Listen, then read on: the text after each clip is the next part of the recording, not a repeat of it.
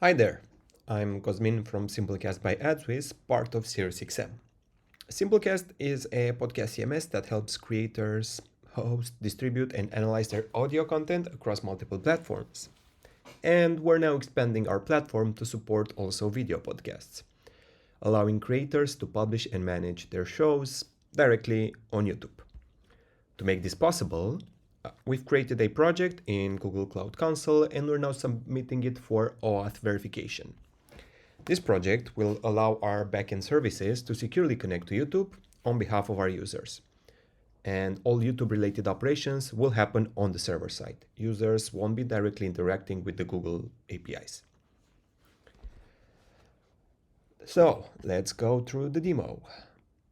With this integration, Simplecast users will be able to connect their YouTube accounts and allow our platform to publish and manage video episodes on their YouTube channels and also fetch video performance analytics from YouTube, such as views, engagement, and other metrics, so that we can display them alongside our internal podcast analytics.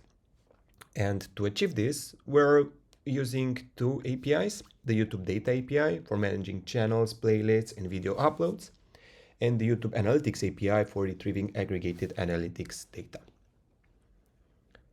So basically, we are requesting two main sets of OAuth scopes.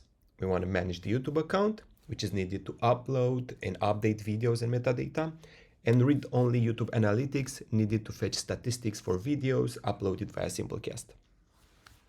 I'm going to quickly show you how all these things look like. In our CMS platform, we have an area where we can connect YouTube accounts. And we actually have two modes of the integration, depending on the type of the user. We have a channel mode, as we name it. It's basically for regular creators who manage their own channels, and this uses a minimal set of scopes. And we also have the content owner mode, which is intended to be used by enterprise level users, such as SiriusXM, who manage multiple channels under a YouTube content owner account. And they are part of a multi-channel network agreement. And for this mode, we include additional scope that will allow us to query content owner IDs and access aggregated analytics at the owner level. So let's go through a quick walkthrough of what users will see in our CMS dashboard. So users can connect a YouTube account. They will press add account and they will choose the account type. We'll start demoing the channel mode, which is probably the most common one. When they will select adding a channel mode, users will be redirected to Google consent screen to grant the requested permissions. Right. I've already logged in, so we'll skip the login part. I'm going to choose my account.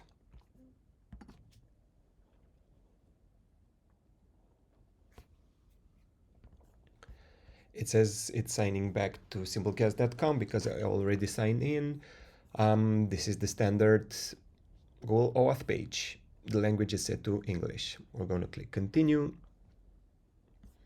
And again, in English. And here are the scopes that we are requesting. So this will allow simplecast.com to view YouTube analytics reports for YouTube content and manage your YouTube account.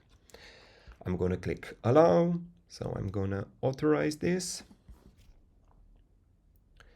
Once authorized, the connection appears in our dashboard. The users will be redirected back to our CMS dashboard. This first here is the account. What happened also behind the scenes, we fetched the channels and for each channel the playlists to which the user has access to. I'm going to quickly expand here. So this is the user that connected. This is the channel. It's my channel here. And in this channel, I have two playlists. Let's go over the content owner mode.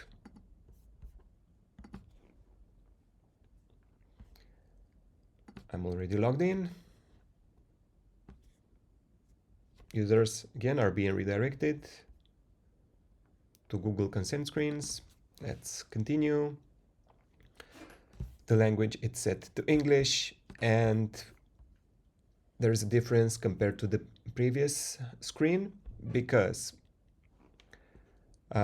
these are the extra scopes added due to the fact that we are operating in this content owner mode, and we need to fetch the content owner IDs and also use those content owner IDs when requesting and managing YouTube data. I'm gonna click allow. This will take a bit more time. I do have access here to one of SiriusXM accounts where there are like a bunch of channels and playlists that are being managed. After we synchronize all the data, the users will be redirected again back to our dashboard. I'm gonna expand the data to see what do we have here. This is like real SiriusXM data, like Team Coco. It's one of our most well-known channels. I'm gonna expand on the playlists and we see all of them.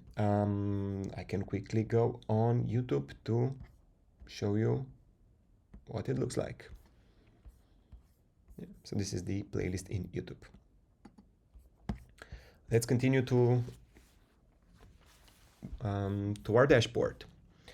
So users here, they can see the list of the connected YouTube accounts and they can remove any connection at any time. They have this. I'm not going to remove it because we still want to demo and have data here. But when this action is being performed, we immediately delete all associated data from our systems. And users can sync data from YouTube in case a new playlist is being added or a new channel. They can sync the data from YouTube. And again, we will go using the YouTube Data API and fetch all the channels and playlists associated with the connected account. After the users have managed their connections, they need to map YouTube and Simplecast data models.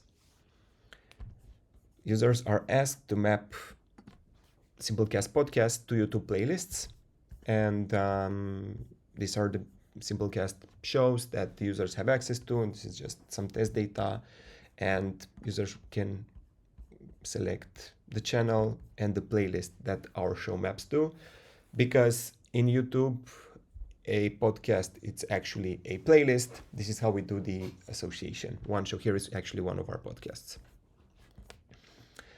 After the users have done all these mappings and managed their connections, it's time for them to publish content to YouTube. I have here a test show, and I'm gonna go to the episodes. I've already uploaded some data so we can have this demo faster. I'm gonna go to one of our episodes to show you the fact that we have a video uploaded to our episode besides our main audio stream. And also in our dashboard, users can select to which playlist they want to publish or schedule in the future a video. Let's say I'm going to schedule this one sometime in the future to a different playlist. I've already published one of the videos to one of the playlists. Let's go to YouTube and see the video. This is the video which is published in YouTube. I have here a private playlist just for demoing it. The video is present in the playlist. Coming back to our dashboard, users can quickly edit the visibility status in YouTube and the YouTube category for their video. Again, here we are interacting with the YouTube data APIs.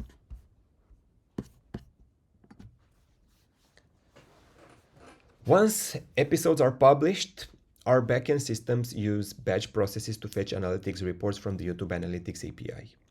There is nothing that I can show you here because there are a bunch of, like I said, backend systems which do perform analytics pipelines using the YouTube Analytics API.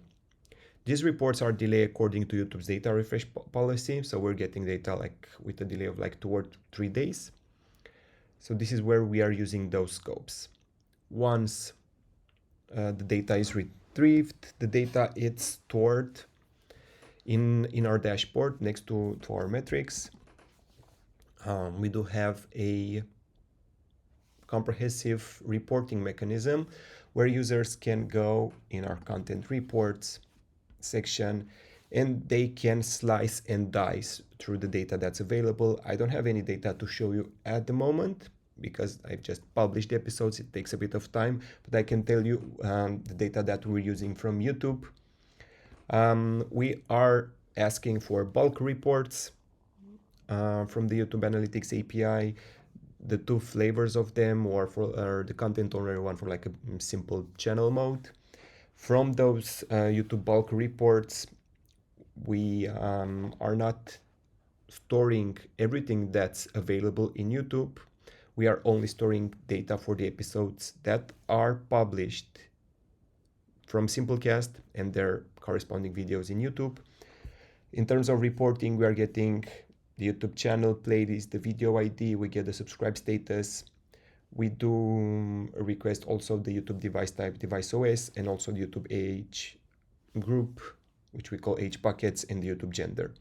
In terms of metrics, we do store the number of views, number of comments, dislikes, engaged views, likes, shares, subscribers gains, subscribers lost, and the watch time in minutes. This feature is currently limited to a subset of enterprise customers, not all Simplecast users. We strictly follow Google's user data policies. I strongly believe we request only the minimum necessary scopes. We provide users full visibility and control over their connections.